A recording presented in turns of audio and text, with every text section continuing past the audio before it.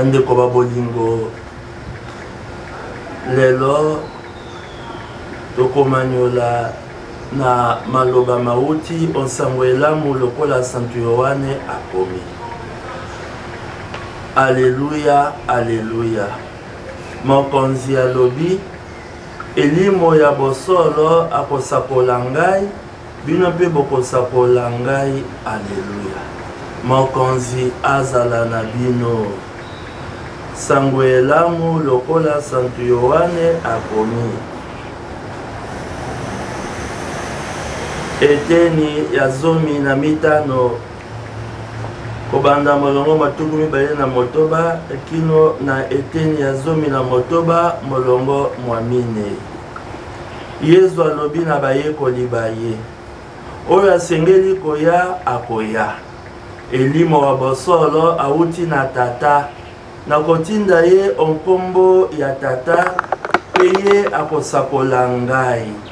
Bino mpe bokosakola ngai, zambi bozali na ngai uto ebandela.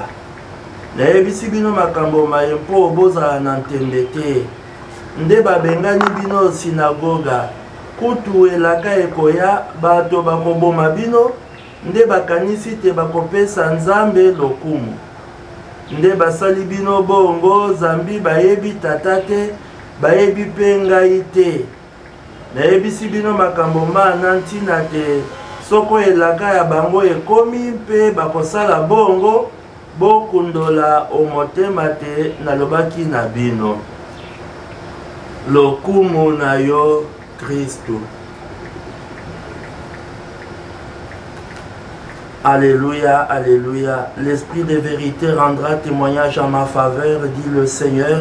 Et vous aussi, vous allez rendre témoignage. Alléluia. Le Seigneur soit avec vous. Évangile de Jésus-Christ selon Saint Jean. Au chapitre 15e, à partir du 26e verset jusqu'au chapitre 16e, 4e verset.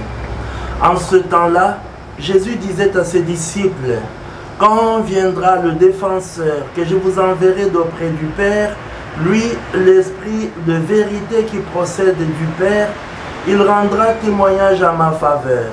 Et vous aussi, vous allez rendre témoignage, car vous êtes avec moi depuis le commencement. Je vous parle ainsi pour que vous ne soyez pas scandalisés. On vous exclura des assemblées. Bien plus, l'heure vient où tous ceux qui vous tueront s'imagineront qu'ils rendent un culte à Dieu. Ils feront cela parce qu'ils n'ont connu ni le Père ni moi. Eh bien, voici pourquoi je vous dis cela. Quand l'heure sera venue, vous vous souviendrez que je vous l'avais dit. Acclamons la parole de Dieu. Louange à toi, Seigneur Jésus. Bandeko babolingo lelo Yesu Kristo akolakisa biso polele te esengeli elimo santu aya mpote alakisa ye na bato banso akotindela biso elimo santu nkombo ya tata bongo elimo santu nde akoyebisa biso maye tosengeli koyeba, akolakisa biso maye tosengeli kosala mpe akosalisa biso makambo manso. Yango wana toyeba te tosengeli kozala ntango yinso na mposa ya elimo santu. Biso tokomitika o maboko ma Yesu Kristo, tokomibwaka o maboko ma ye, tokomibomba epai ya Yesu. Pamba te toyebi te ye oyo alingi biso atiki biso moko te. Alingi biso mpe akokoba kosalisa biso na elimo santu oyo akotondisa biso na mayele na ntina te toyeba kosakola nkombo ya Yesu. Totika te elimo santu afanda wakati ya biso, elimo santu oyo akosalisa biso mpo te tozala na nguya ya koyebisa bato banso te Yesu Kristo azali mokonzi. Okati ya mpasi ya nse, okati ya makambo maye makobangisa biso, tobwaka elikya te.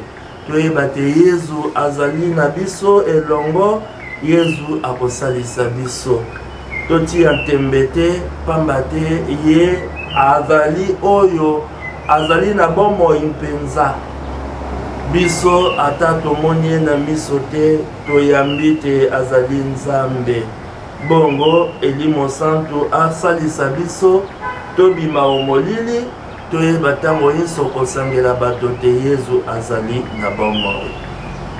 Mes frères, mes sœurs, c'est l'esprit de vérité qui rendra témoignage en faveur du Christ. Et nous, c'est à chaque instant que nous avons besoin du secours inlassable de l'Esprit Saint. Et nous demandons au Christ notre Seigneur de nous accorder cette certitude de la présence de l'Esprit Saint en nous. L'Esprit Saint, c'est cet avocat indispensable. Nos pauvres paroles d'hommes ne peuvent pas suffire à témoigner de notre Seigneur Jésus-Christ. Voilà pourquoi nous allons nous laisser habiter par l'Esprit Saint, l'Esprit qui vivifie, l'Esprit qui nous permettra de rendre témoignage. Au milieu des événements de notre monde, des événements qui nous font peur, nous devons nous laisser guider par l'Esprit Saint, l'Esprit de force, l'Esprit de réconfort, l'Esprit de consolation. Oui, nous n'avons jamais vu le Christ, nous ne l'avons jamais touché, mais nous savons qu'il est là et c'est tous les jours que nous le rencontrons dans sa parole, dans l'Eucharistie, parce que habité par l'Esprit Saint. Que l'Esprit Saint, qui est notre force, nous éclaire parce qu'il est lumière, afin que nous soyons toujours capables de rendre témoignage au Christ qui est la vérité de Dieu, qui est notre Seigneur et notre Dieu. Amen.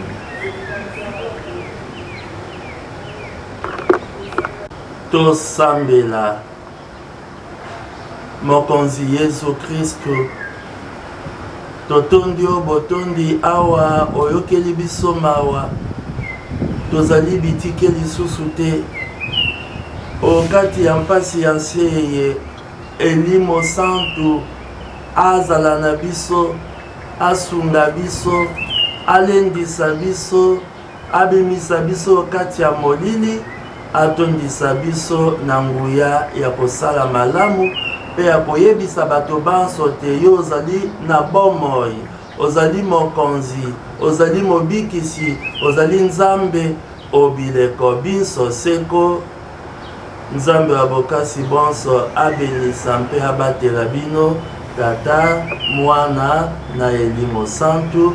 Amen.